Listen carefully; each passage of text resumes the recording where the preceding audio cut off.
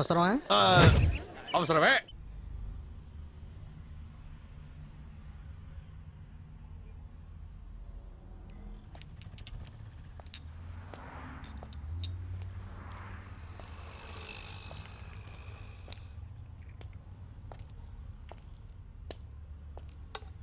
Pack this.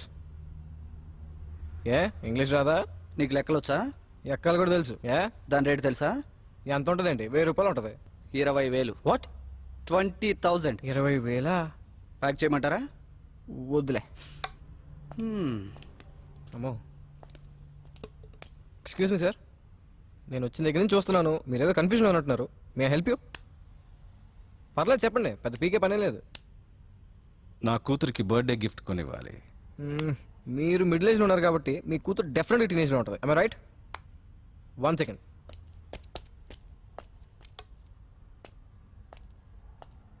Sir, ఇది మీ అమ్మాయికి ఇవ్వండి, డెఫినెట్గా నచ్చుతుంది. ఆలోచిస్తారండి సార్, తీసుకోండి. Take this.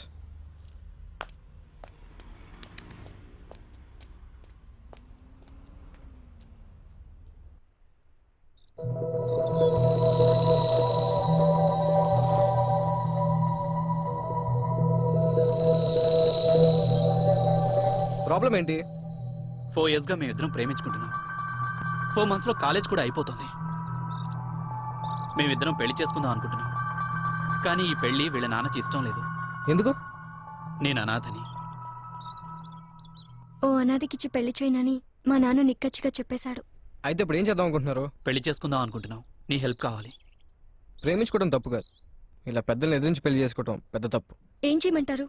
మా ప్రేమని అర్థం చేసుకోలేని పెద్దవాళ్ళ కోసం మా జీవితాలను అర్థం లేకుండా చేసుకోమంటారా? మీ నాన్న ఒప్పించడం ట్రై చేయి. 4 years నుంచి ట్రై చేస్తున్నాను. ఇంకా ఇప్పుడు ఆయన ఒప్పుకుంటారన్న నమ్మకం నాకు లేదు.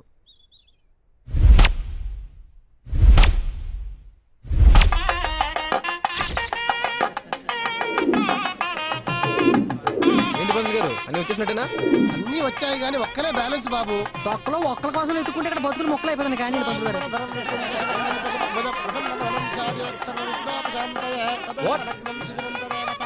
పంతులు ఒకసారి పెళ్లి క్యాన్సల్ పారిపోదా? వచ్చేస్తున్నాను 5 minutes అండి. మీరు కానివ్వండి పంతులు గారు, మీరు కానివ్వండి, మీరు వాయించండి. హలో, అలాగే అలాగే అండి, వచ్చేస్తున్నాం. 2 minutes.